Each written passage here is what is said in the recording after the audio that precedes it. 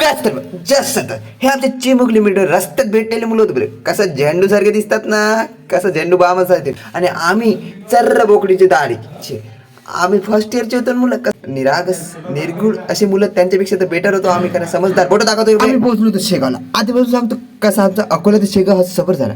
तुम्हाला सांगतो अकोल्याला जशी ट्रेन आली आमच्या फुकटवाले धसून गेले. ह्या पूर्ण एसीचा डब्बा होता, तरी आमची लायकी नव्हती, तरी आम्ही तिथं फक्त मिरर सेल्फी काढण्यासाठी पोहोचलो. फुकटचं भेटलं म्हणून स्वतःच्या हातान का दुसऱ्याच्या हातान चारा लागला असं भावचा ताल झाला होता. इथं भाताचा विषय लय हार्ड होता. सर्वच मुलं खुश होते, कारण की सर्वांनी भात दाबून खाल्ला होता. आम्हाला उशीर पोचत होता.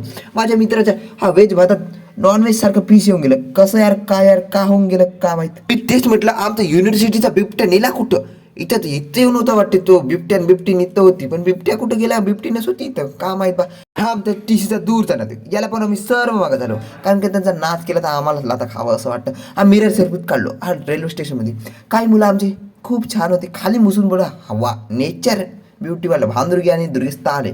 जाता जाता मला कळलं निकाची पेलिंग चुकली, इथं विकास भाऊ पाहिजे होता असं मला कळलं. इथं मुली काहीतरी वेगळ्याच दिमाग चालू आहे. जिथं आम्ही चप्पल काढतो तिथं एक मुलगी बसून आहे, जिथं आम्ही बसतो तिथं एक मुलगी बसून आहे. यांचा दिमाग कुठं घुटण्यात ठेवलं का जाऊ दे म्हटलं, यांना सांगण्यापेक्षा आपणच मूर्ख असं वाटतं, त्याच्यापेक्षा चुपचाप राहिलं बरं.